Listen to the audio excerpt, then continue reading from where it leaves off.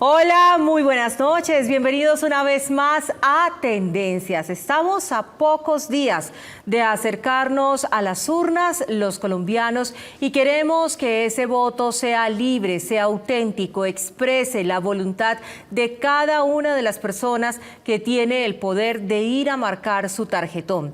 Desafortunadamente tenemos una serie de factores que en nuestra democracia y particularmente en nuestro país no nos permiten hacerlo como quisiéramos. Hay algunas regiones de Colombia, incluso en sus grandes ciudades, donde los actores criminales están jugando un papel en contra de la libertad y la democracia. Ese es el tema que estaremos abordando en el día de hoy con nuestro invitado. Antes saludo a mi compañero en el set, Juan Fernando Jaramillo. Buenas noches. Caterina, buenas noches a usted y a todos los televidentes y en especial a el doctor Hernán Cadavid, abogado, profesor universitario, analista político. Hoy hablaremos de eso. Es una lástima que nuestra democracia se vea permeada por los actores criminales que no solamente se ven en Medellín, sino en buena parte del territorio. Pero aquí hay un problema, por ejemplo, en Medellín. Casi el 70% del territorio de la ciudad está convertido en una obligación genuflexa de los buenos ciudadanos ante los combos y bandas criminales. Doctor Hernán Cadavid, bienvenido a Tendencias. Profesor, buenas noches, y Caterina, buenas noches, y bueno, aquí en Tendencias desde el set, muy contentos. Muchas gracias por invitarme. No lo teníamos en el set de cierto. Me había tocado a distancia, virtual, entonces ya era hora de estar aquí con ustedes. Qué bueno. Bueno, pues doctor Hernán, hablemos entonces a qué se ven enfrentados los colombianos en materia de riesgo electoral cuando este domingo tendrán que acercarse a las urnas para definir, pero en algunas regiones de Colombia todavía nos hablan del Clan del Golfo, sabemos que lo tenemos acá operando muy cerca, nos hablan también de las disidencias de las FARC, que son pues las FARC, el brazo armado. Tenemos también el ELN, en fin, y los combos de las ciudades que impiden que la gente pueda ejercer ese voto libre. ¿Cómo se da esa operación de constreñimiento al elector? Caterina y televidentes, miren, es verdad y es cierto que el país está atravesado por un fenómeno de criminalidad muy grande, tanto en zonas urbanas como rurales. Todo en rentas ilegales, especialmente en narcotráfico, microtráfico. Nosotros podemos encontrar cómo hasta hace unos pocos días el país quedó paralizado en ciertas regiones de Colombia, de Antioquia especialmente, por el Clan del Golfo. Asimismo, y con ese poder criminal, ellos vienen incidiendo y presionando decisiones de carácter político. Algunos medios de comunicación publicaron también unos audios en donde unos miembros del Clan del Golfo, tengo que decirlo, inclinaban y presionaban a familiares para votar por Gustavo Petro. Podrá ser en otras ocasiones por otro. Lo importante aquí dejar claro es que el fenómeno existe de la presión, tanto en áreas rurales como urbanas. ¿Qué viene sucediendo? Desde hace muchos años el país ha venido atravesado por la presión de los grupos ilícitos a la hora de determinar el voto en las regiones de Antioquia o de Colombia. Llámese en su momento las FARC, el ELN, el EPL, autodefensas, eso es una realidad.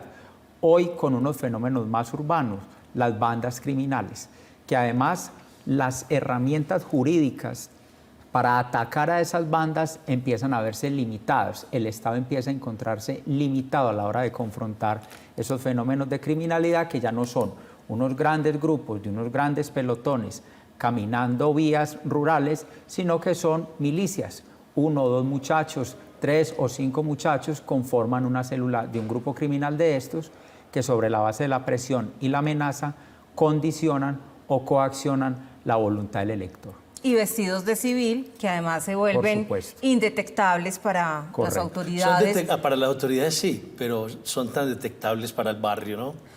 Todos saben quién es Pedro. Todos saben quiénes son, pero es que son el hijo, el amigo, el sobrino, el muchacho que creció con ellos. Entonces, por eso también ejercen un gran poder sobre el territorio y la comunidad termina arropándolos porque ellos no son un factor externo, ellos son un factor que proviene desde la entraña. Así es. ¿Cómo? A ver, doctor Hernán, usted que hace análisis político, quiero preguntarle, ¿son las bandas los que buscan a los políticos o los políticos buscan a las bandas para que obliguen al ciudadano a votar por ese político. A mí no me cabe duda que hay candidaturas que utilizan las estructuras ilegales para hacer unas presiones, si se quiere, implícitas. Yo quiero ponerles este ejemplo. En la pasada campaña al Congreso de la República, usted llegaba a ciertas zonas de la ciudad de Medellín y cuando algún ciudadano voluntario le decía, venga y yo le ubico la publicidad suya en este balcón, inmediatamente aparecían 2 o 3 muchachos diciendo que para poner la publicidad en determinado lugar, en una pared, en un poste o en tal parte, había que pagarles a esos combos. Vaya uno a determinar si efectivamente es una estructura o es un delincuente común que apareció a utilizar el nombre. Pero lo cierto es que cuando uno hace presencia en barrios, especialmente de la periferia de la ciudad, yo lo viví, por ejemplo, en la Comuna 8, a mí me dijeron, no, es que ya los muchachos saben que ustedes vienen. ¿Y no cuáles muchachos? Pues los que manejan la plaza de vicio, los que manejan el territorio desde la ilegalidad. Entonces, es un tema que está presente, que no se puede desconocer. Lo mismo si uno se traslada a las regiones. Si uno está en el Bajo Cauca o si uno está en el Urabá antioqueño en zonas específicas, se siente la presión, se siente el temor de la misma ciudadanía diciéndole a uno, no, cuidado, que no me vayan a ver haciendo política. Entonces, hay una presión cada vez sobre la base de la amenaza contra la vida, contra la libertad, de atacar los bienes de quienes están en medio de la actividad política. Y hoy, como lo manifiesto, no ha podido ser un mecanismo jurídico o de capacidad de la fuerza del Estado que logre disuadir o controlar ese fenómeno. En ciudades como Medellín o como Cali o como Bogotá, ciudades principales, capitales, o en regiones apartadas, difíciles en el orden público, en el caso de Antioquia como Urabá o como el Bajo Cauca. Difícil. Impresionante, muy difícil, muy difícil. ¿Cómo entender ese anuncio que hace el Ejército de Liberación Nacional de que nos van a hacer el favor de cesar las actividades violentas mientras pasan las elecciones? Es decir, ellos dicen cuándo se para, si es el Clan del Golfo, cuándo la gente puede celebrar el Día de la Madre, cuándo la gente puede salir a comprar o si tiene que quedarse aguantando hambre. El ELN nos dice, listo, los voy a dejar votar en esta ocasión.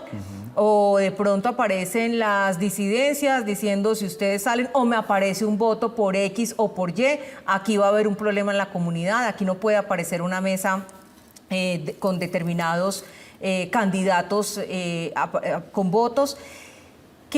No es el Estado el que garantiza por qué los actores criminales tienen toda esa injerencia sobre la ciudadanía y la región. Pero vea, Caterina, antes de darle la palabra al congresista y profesor universitario, yo me extrañé tanto escuchando y viendo al nuevo comisionado de paz, ex viceministro de Trabajo, al decir que agradecía ese gesto.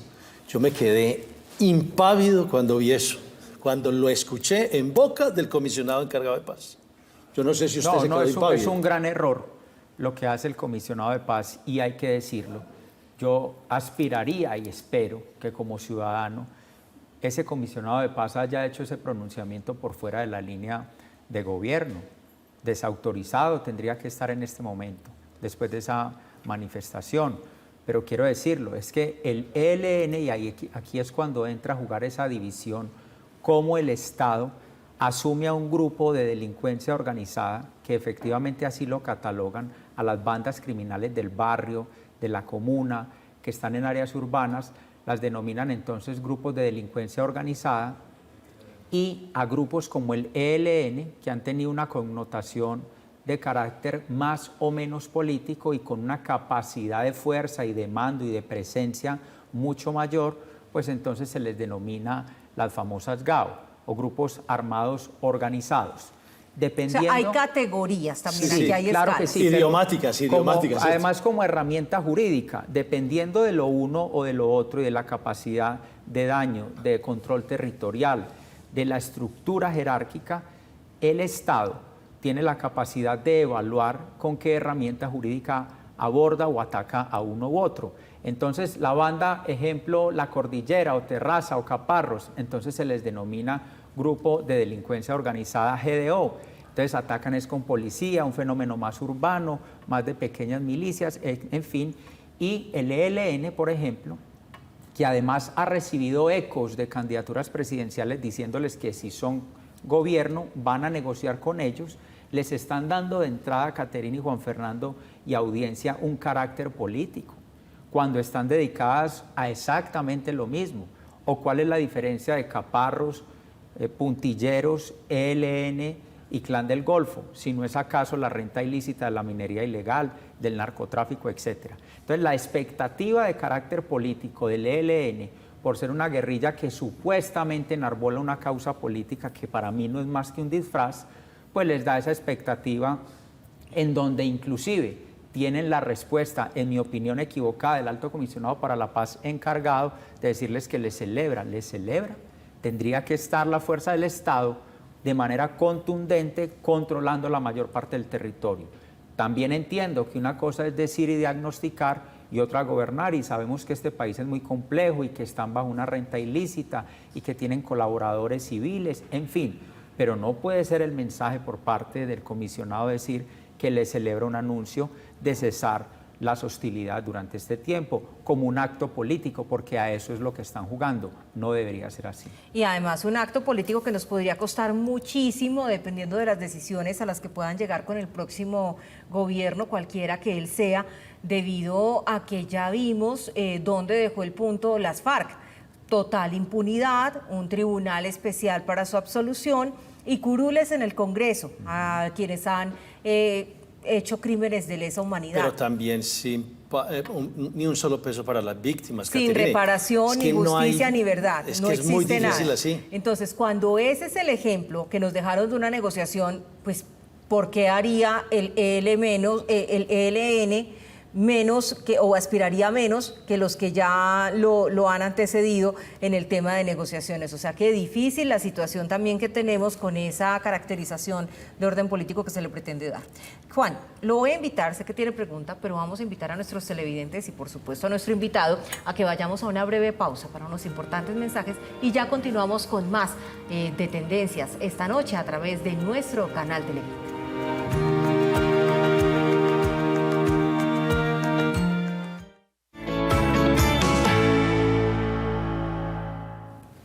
Gracias por continuar con nosotros aquí en Tendencias. Hoy hablando acerca de cómo los actores criminales de diferente escala, tamaño y capacidad de daño inciden en los procesos electorales. Desafortunadamente, estas elecciones que vamos a vivir el próximo domingo no son la excepción. Aunque hemos dejado atrás algunos años que fueron muy vergonzosos y tristes para la historia nacional, hoy todavía seguimos enfrentando presiones en diferentes áreas. Por eso la invitación que hacemos desde hoy es al voto libre, consciente y entender que cada uno es dueño de esa voluntad y que además será muy difícil detener a todo un país si todos nos activamos. La participación masiva es fundamental para poder contribuir a que exista esta transformación que tanto deseamos en Colombia. Juan. Si usted quiere un voto consciente, no se meta en las redes, y verá que tiene mayor posibilidad de tener un voto consciente. Doctor Hernán, ¿cómo resolver una situación tan violentamente brava? Porque es que, fíjese que en Centroamérica se utilizan las bandas en lo político y no han podido salir de ese enredo, excepto que el presidente salvadoreño está hoy por hoy atacando, el resto nadie ataca. Claro. Pero definen en muchas ocasiones, porque son países de 4,5 millones y son 50.000 maras, por ejemplo, sí, y tienen influencia. Colombia es un país grande, muy grande en territorio, somos 50 millones de habitantes o 49, como lo señalen. ¿Cómo resolver un chicharrón de esos? Medellín es una ciudad del 68%, muy arraigado o muy presionado por bandas criminales. ¿Cómo resolver eso? ¿Cómo salir de eso? Pues, profesor, mire, no hay una sola solución, pero lo cierto es que primero, si no hay lucha frontal contra el narcotráfico, va a ser muy difícil porque ese es su principal motor de combustión económico, el narcotráfico. Segundo, la extorsión, aplicada a los tenderos, a las pequeñas tiendas, ni siquiera ya entrégueme la plata, sino que le cobran al tendero por dejarlo vender X o determinado producto. Yo creo que hay que tener una lucha frontal contra eso, pero si uno se queda diciendo eso, se queda en lugares comunes, aquí también tiene que haber un abordaje de esos grupos y de esos jóvenes de una manera diferente, permitirles una llegada distinta a la institucionalidad.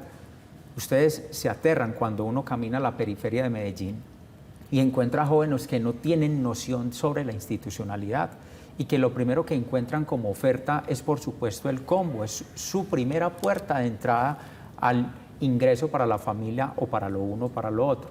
En la medida que eso no se corte, nosotros nos podemos quedar expidiendo leyes todas las que quieran y no va a ser suficiente, no va a ser suficiente, primero. Segundo, saben también ustedes que las bandas criminales son una extensión, un brazo de los negocios del narcotráfico. Lo que se comercializa en los barrios de Medellín es lo que producen y envían el Clan del Golfo, o el ELN o las FARC a las ciudades para el microtráfico.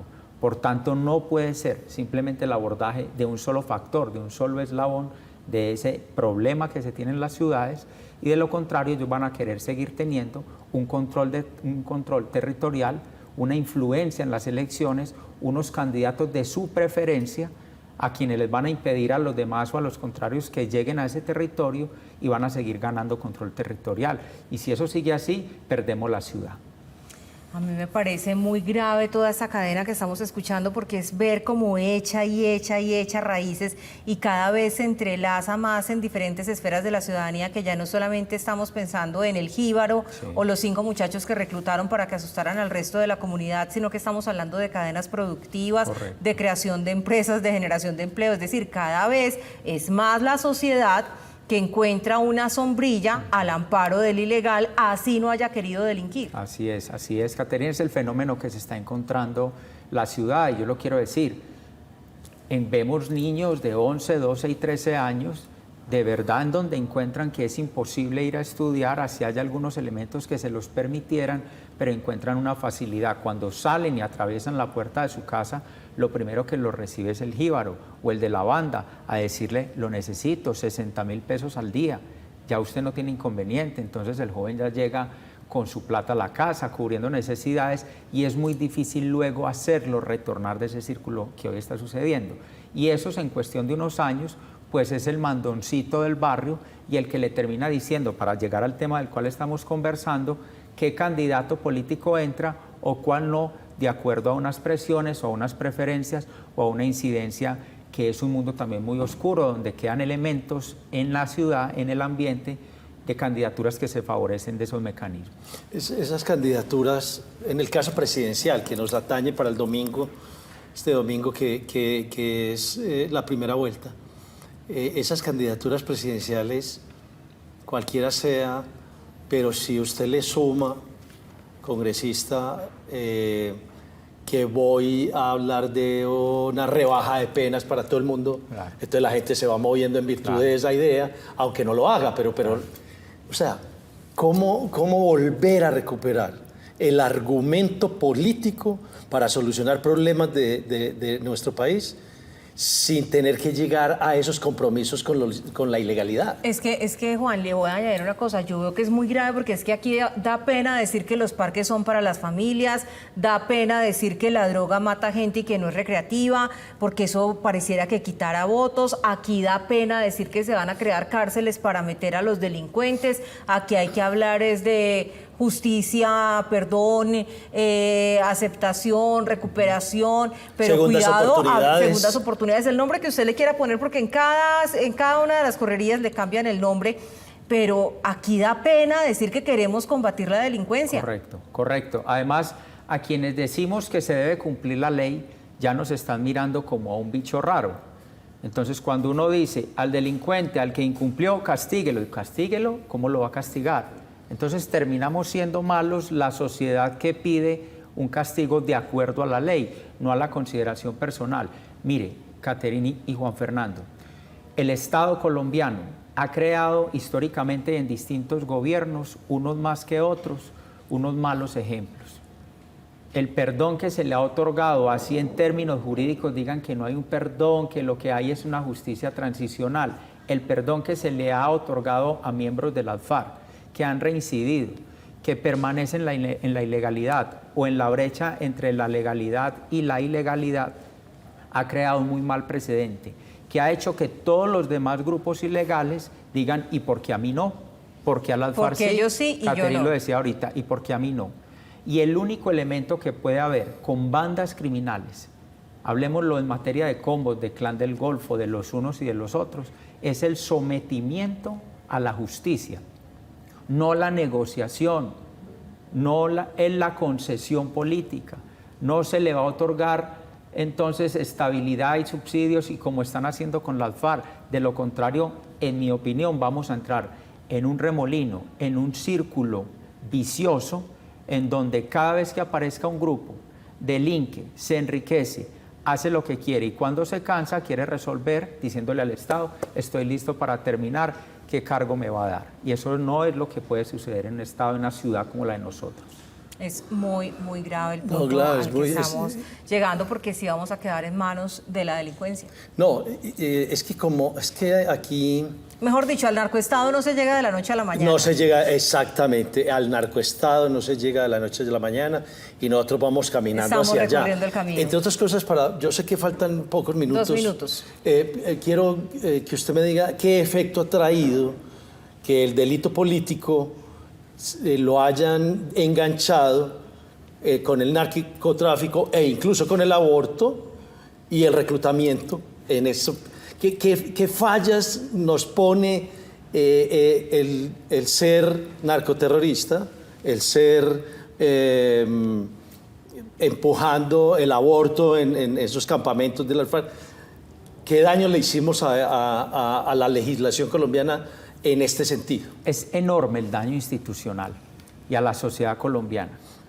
Yo quiero ponerles varios ejemplos, eso está a través de la historia, y perdónenme con nombre propio, pero por ejemplo el candidato Gustavo Petro es beneficiario de la figura del delito político, por eso pasa el M-19 a la política, pero como si eso se hubiera convertido en una fórmula que aprendieron, vienen otros grupos en la medida del tiempo, como por ejemplo años después las FARC, a decir, no, todas las otras conductas que nosotros hayamos cometido, incendio, porte de armas, todo esto tenía unos fines políticos, por tanto me tienen que perdonar porque eso es delito político. Entonces pasan al otro lado limpios, no pasó nada. Ahí están beneficiarios de la acción política, ahí están en el Congreso. Es decir, que a través de la historia nosotros hemos venido incorporando a unos actores ilegales por la vía de la ficción del delito político que ellos quieran alegar y que el gobierno de turno les valide, y terminan siendo la representación política de Colombia. Mientras que las personas también que han hecho tránsito por la legalidad haciendo esfuerzos no tienen ningún tipo de ventaja sobre esos. Son iguales ante la ley, menos los demás, que son desiguales pero favorablemente a ellos, porque tienen todas las prebendas, han sido congresistas, alcaldes, buscan ser presidentes y detrás viene el ELN y las bandas que dicen ese es el camino que yo también quiero. Doctor Hernán Cadavid, 10 segundos para invitar a votar. No, es libremente. Importantísimo que voten libremente, que haya una conciencia ciudadana del esfuerzo. Este país no necesita más brecha ni más odio, y necesita orden. Y por supuesto que se necesitan cambios, pero no se necesitan saltos al vacío. Por tanto, apelamos a la conciencia de las familias que nos ven en este momento y que salgan a ejercer ese derecho del voto, que es sagrado y más en este momento que divide el futuro del país. Muchísimas gracias, doctor Hernán, Juan y televidentes. Nosotros nos vemos en un próximo Tendencias. Feliz noche.